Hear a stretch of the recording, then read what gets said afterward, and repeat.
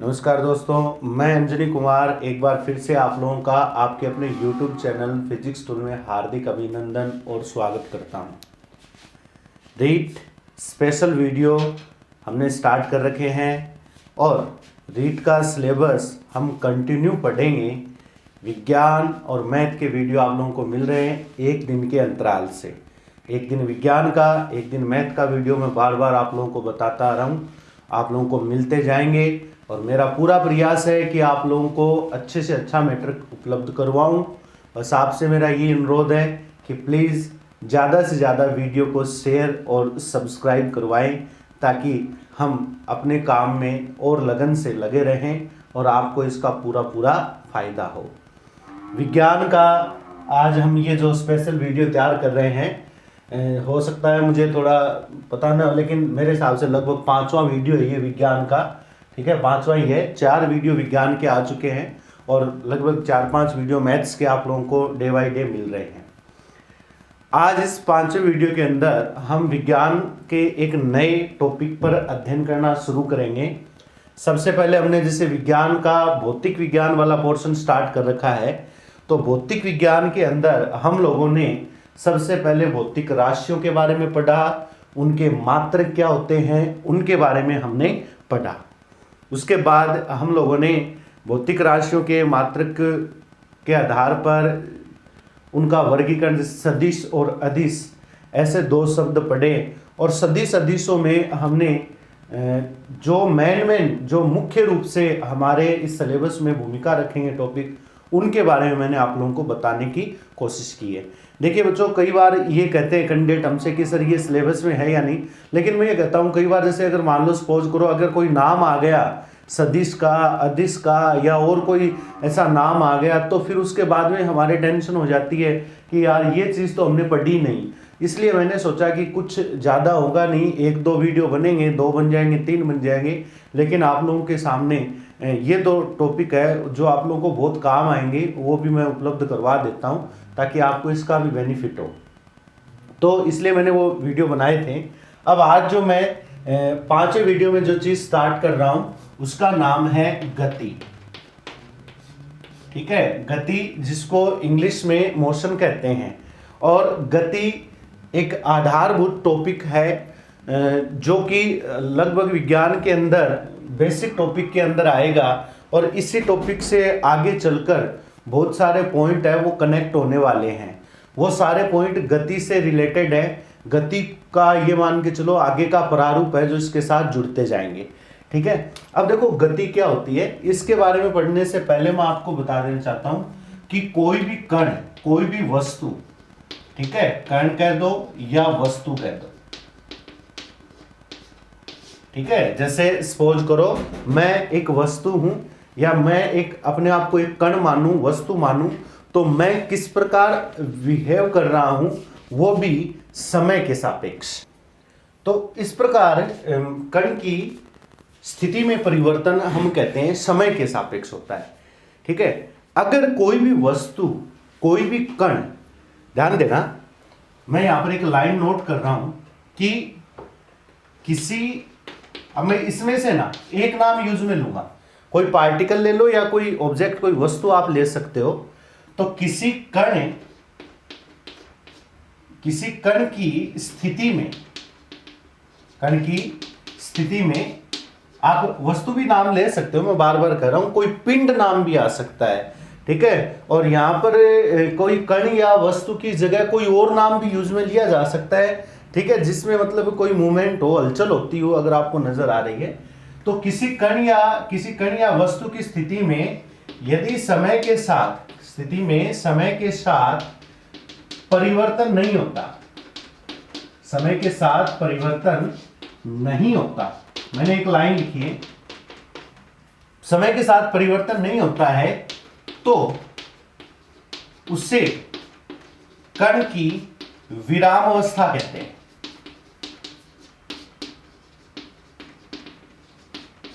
कण की क्या कहते हैं? विराम अवस्था कहते हैं। अब विराम अवस्था क्या होती है ये चीज आपको समझ में आई होगी। ठीक है, कण की पोजीशन चेंज नहीं होनी चाहिए। ठीक है, अब वो कैसे मूवमेंट कर रहा है, कण कैसे गति कर रहा है, उसमें परिवर्तन नहीं होना चाहिए समय के सापेक्ष।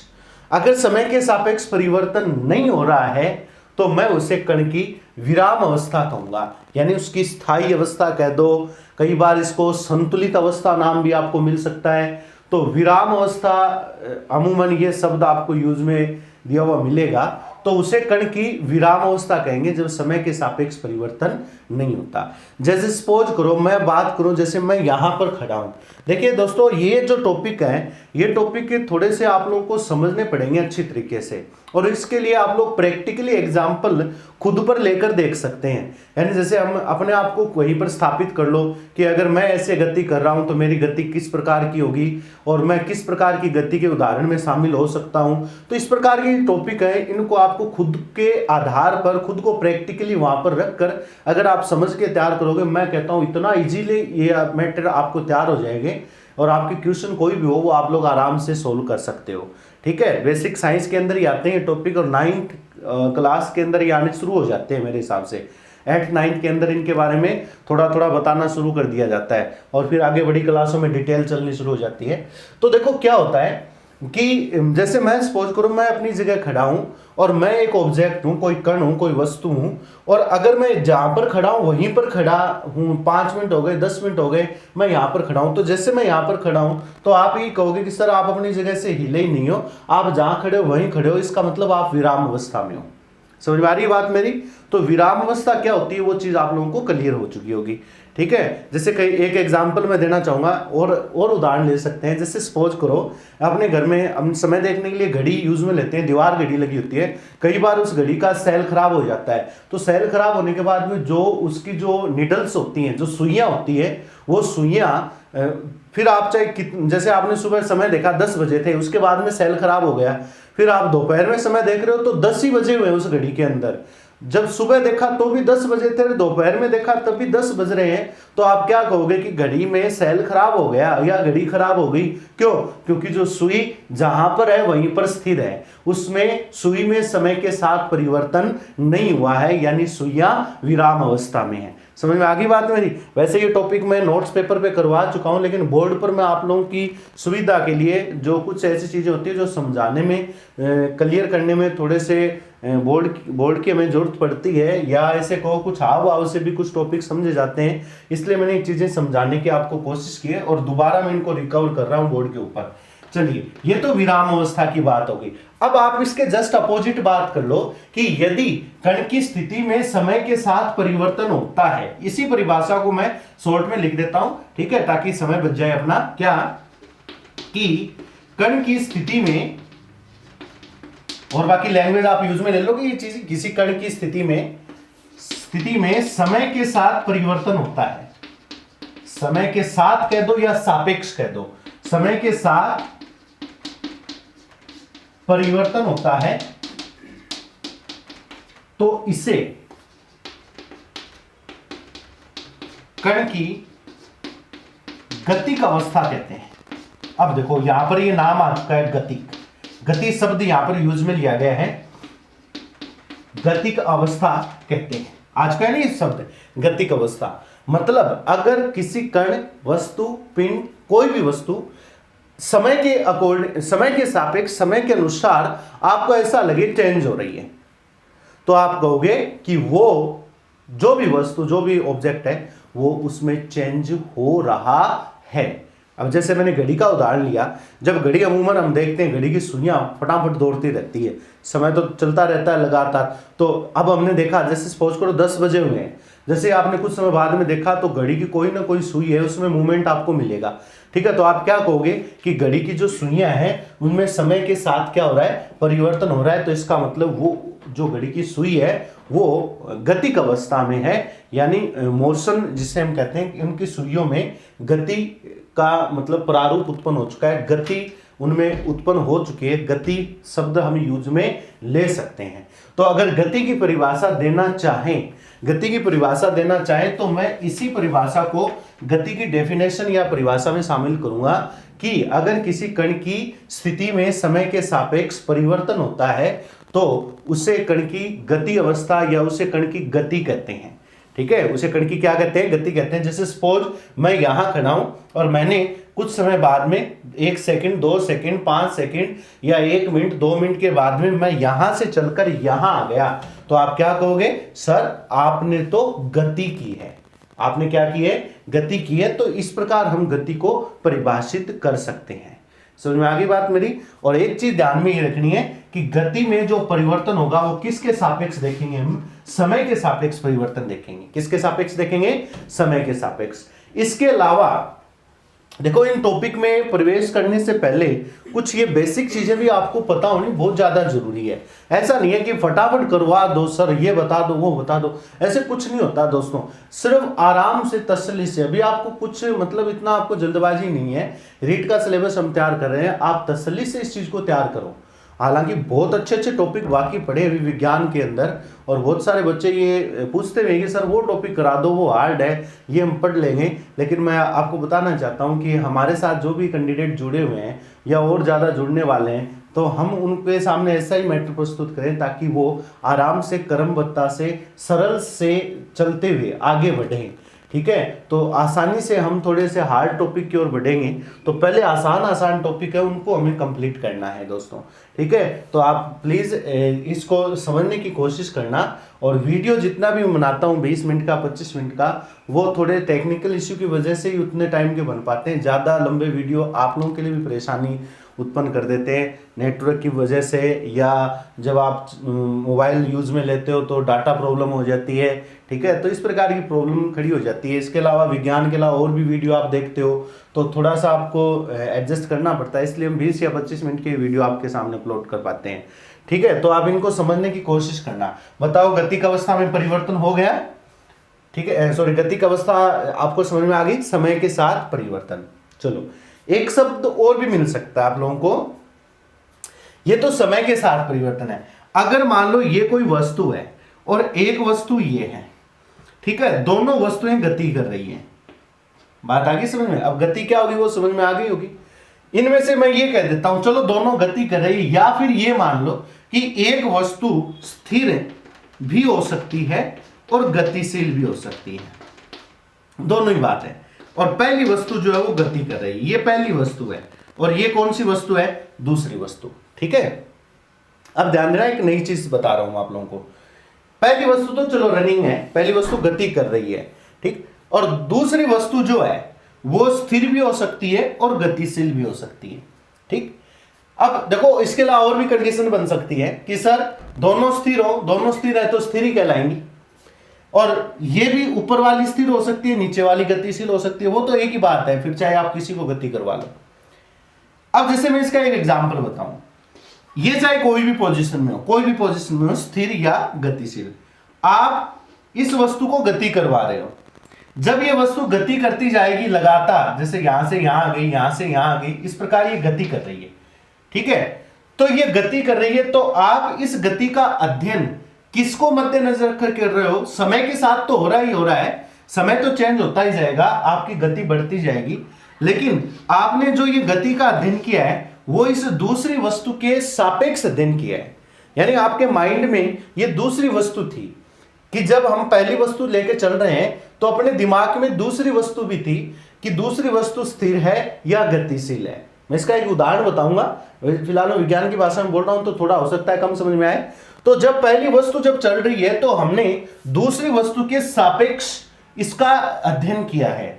तो जब ऐसी कोई गति आपको देखने को मिले तो इस प्रकार की गति को सापेक्षिक गति कहेंगे। क्या कहेंगे? सापेक्षिक गति। ठीक है, मैंने गति की एक डेफिनेशन और एक और प्रकार कह दो गति का। वैसे गति के बहुत प्रकार हैं, आपको बहुत सारे गति के प्रकार के नाम देखने को मिलेंगे, लेकिन उनका एक अलग अलग सिस्टम है। कोई दिशा के आधार पर प्रकार डिवाइड किए जाते हैं गति के, फिर कुछ गणितीय मेथड के आधार पर गति के प्रकार विभाजित किए जाते हैं। ठीक है, तो वो अलग अलग प्रकार है, लेकिन एक गति और भी आपको देखने को मिलती है जिसका नाम होता है सापेक्षिक गति। क्या नाम होता है? सापेक्षिक गति। मतलब अगर कोई एक वस्तु, कोई एक पिंड दूसरी अन्य वस्तु के सापेक्ष गति करती है तो इस प्रकार की गति को सापेक्षिक गति हम कहते हैं। जैसे मैं एक उदाहरण बताऊं, आप एक एग्जाम्पल मेरे समझने की कोशिश करना। जब हम किसी ट्रेन में सफर कर रहे होते हैं या बस में सफर करते हैं तो बस स्टैंड के ऊपर कुछ इस प्रकार की कंडीशन अपने को देखने को मिलती है, या ट्रेन में जब हम चलते हैं तो इस प्रकार की कंडीशन देखने को मिलती है। क्या होता है कि जब दो ट्रेन एक साथ चल रही है, एक ट्रेन आपके बगल में जैसे समांतर खड़ी है, आप एक ट्रेन में बैठे हो, तो जब एक ट्रेन चलती है तो कई बार अपने को यह एहसास होने लग जाता है कि यार अपने वाली ट्रेन चल रही है क्या।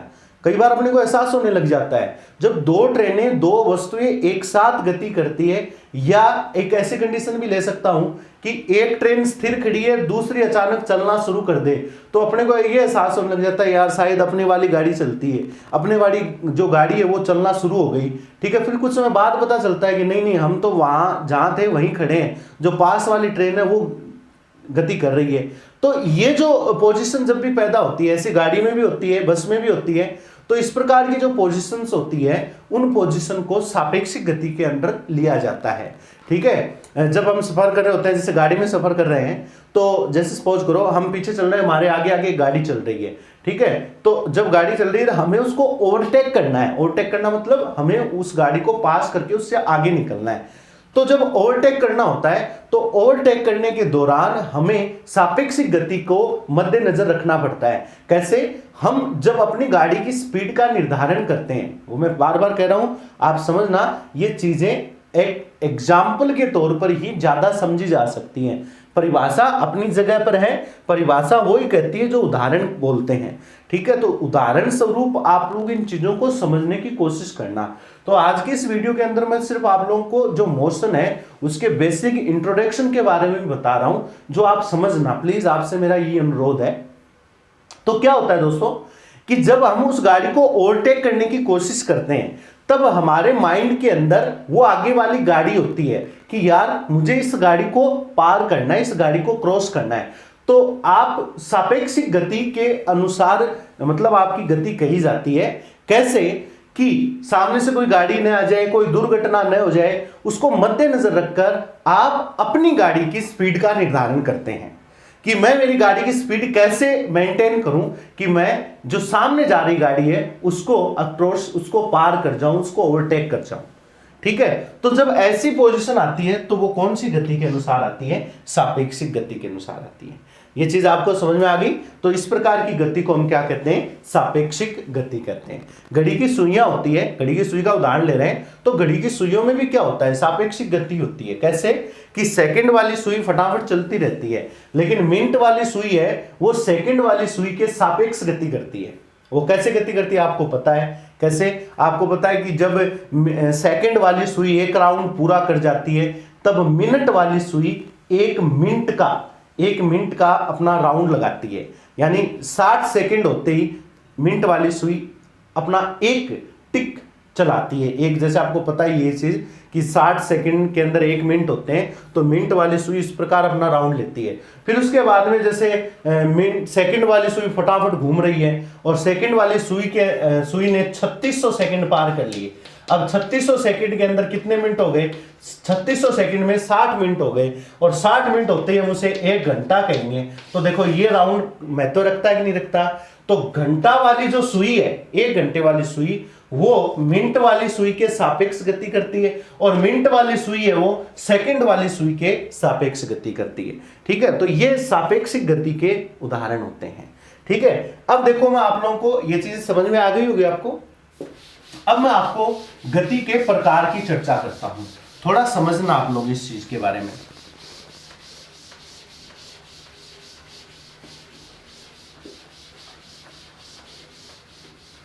गति के प्रकार को बताने से पहले मैंने आप लोगों को एक बात की चर्चा की थी कि गणित के अंदर 3 प्रकार की दिशाएं निर्धारित की जा सकती है। ठीक है, उन दिशाओं को कुछ आप इस प्रकार प्रदर्शित कर सकते हो, याद है आपको? ये इसका मूल बिंदु कहलाता है, जिसको हम O कहते हैं। और ये तीनों दिशाएं कौन कौन सी होती हैं? इसको आपने नाम दिया था X अक्ष नाम दिया था, इसको आपने नाम दिया था Y अक्ष नाम दिया था, और इसको आपने नाम दिया था Z अक्ष नाम दिया था। याद है आपको? और ये तीनों एक्सिस आपस में परपेंडिकुलर होती है, यानी लंबवत होती है। X Y के, Y X के, X Z के, Y Z के, यानी तीनों आपस में लंबवत है। कैसे? X आप इस बोर्ड पर इस प्रकार ले सकते हो, Y आप लोग इस प्रकार ले सकते हो। तो अगर आपको Z लेने की बात आएगी तो जेड एक्स को आपको इन दोनों के लंबवत बाहर की ओर लेना पड़ेगा। बात आ गई समझ में? दोनों के लंबवत कहां लेना पड़ेगा? बाहर की ओर। ठीक है, अब देखो दोस्तों, गति के जो प्रकार है, मैं वो प्रकार गणितीय आधार पर अगर वर्गीकृत करूं, ठीक है, मैथमेटिकली रूप से देखूं, या दिशाओं के आधार पर अगर मैं बात करूं, गणितीय गणना के आधार पर या दिशा के आधार पर कह दूं,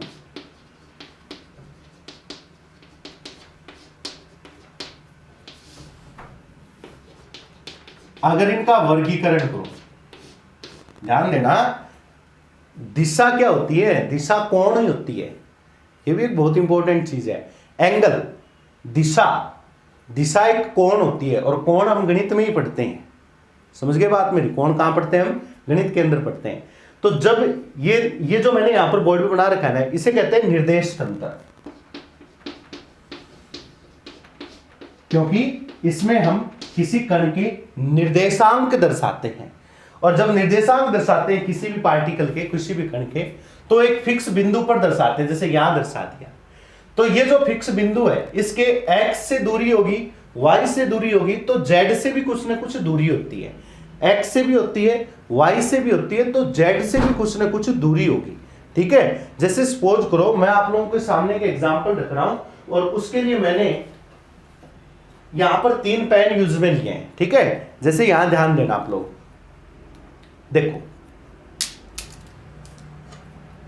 ये x, एक x मान लू मैं इसको, जैसे सपोज करें ये x है, नजर आ रही है आपको? ये y है, और ये z होती है दोस्तों। अब शायद आपको प्रैक्टिकली ये चीज समझ में आ गई होगी। ठीक है, ध्यान देना आप लोग, थोड़ा सा डायग्राम आपको नजर आ रहा होगा। मैंने, हालांकि मैं ये z मानी मैंने इसको, ये जो आपको नजर आ रही है सामने। अब इस z को मैं बोर्ड पर नहीं बना सकता, क्योंकि अगर बोर्ड पर मैं x y को बना देता हूं मेरी मर्जी से, मैंने इसको x मान लिया, इसको y मान लिया, तो z जो होगी ना, वो z इन दोनों के परपेंडिकुलर आपको लेनी पड़ेगी। अब पहले तो आप ये कंफ्यूजन क्लियर करें, क्या आपको ये तीनों आपस में लंबवत नजर आ रही है कि नहीं आ रही? x y के, y x के, x z के, y z के, आपको तीनों ये चीजें आपस में लंबवत नजर आएगी। कैसे नजर आएगी? ध्यान देना, x y के, y z के, z x के। ठीक है, अब सपोज करो मैं किसी पार्टिकल की चर्चा कर रहा हूं, जैसे मैंने बोर्ड पर बनाया। अब बोर्ड पर तो मैं ये चीज दर्शा नहीं पा रहा, ठीक है, तो आप ध्यान देना, मैंने यहां पर किसी पार्टिकल की चर्चा कर ली, यहां पर कोई कण है। ठीक है, अब आप ध्यान देना, यहां पर कोई कण है, जैसे मेरी अंगुली की बात करूं, यहां पर कोई पार्टिकल है, तो इस पार्टिकल की अगर मैं चर्चा करूं, तो आप ध्यान दो, इस पार्टिकल की x x से भी दूरी होगी, y से भी दूरी होगी, तो z से भी कुछ ना कुछ दूरी होगी। बात आ रही है समझ में? ठीक है, हालांकि छोटी क्लासों में हम 2 ही x पढ़ते हैं, x y, बड़ी कक्षा में x y z 3 प्रकार के हमें वेरिएबल या चर निर्धारित करने पड़ते हैं। चर मतलब जिसके मान में परिवर्तन होता है। तो आपने क्या देखा? 3 प्रकार के चर में परिवर्तन हो सकता है, x y और z। ठीक है, और उसके अकॉर्डिंग ये जो निर्देशांक है वो 3 प्रकार के बन सकते हैं, x y z। समझ गए बात? मैंने छोटी क्लासों में हम 2 ही पढ़ते हैं, x y, अब बड़ी कक्षाओं में 3 पढ़ने पड़ेंगे, x y और z। ठीक है, 3 आते आप समझ जाना कि 3 दिशाओं की बात हो रही है, x x y और z, ये तीनों आपस में लंबवत होती है। और एक बात आप अपनी मर्जी से सेट कर सकते हो, जैसे मैंने यहां x x लिखा है, यहां y लिखा है, यहां z लिखा है, ऐसा कहीं लिखा हुआ नहीं है कि आप हमेशा इसको x मानो। समझ आ रही बात मेरी? इसको y मानो नहीं, आप अपनी मर्जी से सेट कर सकते हो इनको। कैसे? आप चाहो तो इसे y मान सकते हो, इसे z मान सकते हो, तो ये x हो जाएगा।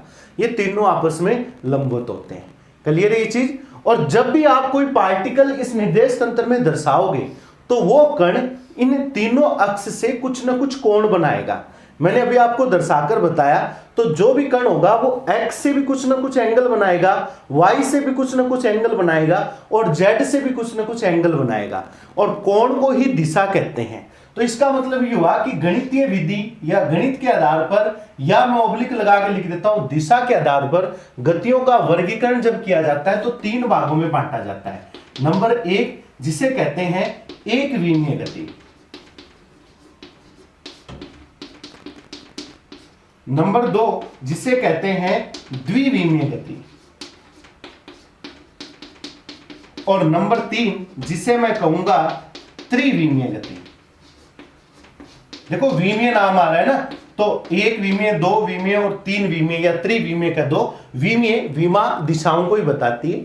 विमा का मतलब डायनेमिक्स यानी दिशाएं होगी, ठीक है। ये सिंगल एकल डायनामिक्स की दिशा कह दो, ये 2 दिशाओं के बारे में होती है, इसमें 3 दिशाओं के बारे में होती है। तो इस प्रकार दिशाओं के आधार पर कोई कण कितनी दिशाओं में गति कर रहा है उसके आधार पर 3 भागों में बांटा गया है, 1 विमीय, द्विविमीय और त्रिविमीय। ये चीज आपको समझ में आई दोस्तों। आज के इस वीडियो में मैं फिलहाल इतना ही रखूंगा, क्योंकि वीडियो धीरे धीरे बड़ा होता जा रहा है और जैसे संवेग बनता है विज्ञान का, तो चाहे आप पढ़ते जाओ। अब लाइव क्लास से होते हैं तो उसमें तो बोर नहीं होते, लेकिन वीडियो में थोड़ी सी आप लोगों को मुश्किल ही होती है, लंबे वीडियो आप भी नहीं देख पाते हो। तो मेरा आपसे ये अनुरोध है कि नेक्स्ट वीडियो में हम इनके बारे में पढ़ेंगे, इनके उदाहरण पढ़ेंगे। उम्मीद करता हूँ कि आपको हमारे द्वारा जो भी वीडियो प्रस्तुत किए जा रहे हैं वो समझ में आ रहे होंगे और पसंद भी आ रहे होंगे। प्लीज़ आपसे मेरा यही अनुरोध है कि ज़्यादा से ज़्यादा हमारे इस चैनल को बढ़ावा दें। हम आप लोगों के लिए बहुत ज़्यादा मेहनत करना चाहते हैं और हम ये चाहते हैं कि जो भी हम मेहनत करें उसका आपको ज़्यादा से ज़्यादा फल प्राप्त हो, आप ज़्यादा से ज़्यादा सफल हो। तब तक के लिए आप खुश रहिए, घर रहिए और लगातार वीडियो देखें और पढ़ाई कीजिए और हमारे इस चैनल को शेयर और सब्सक्राइब कीजिए। जय हिंद, जय भारत।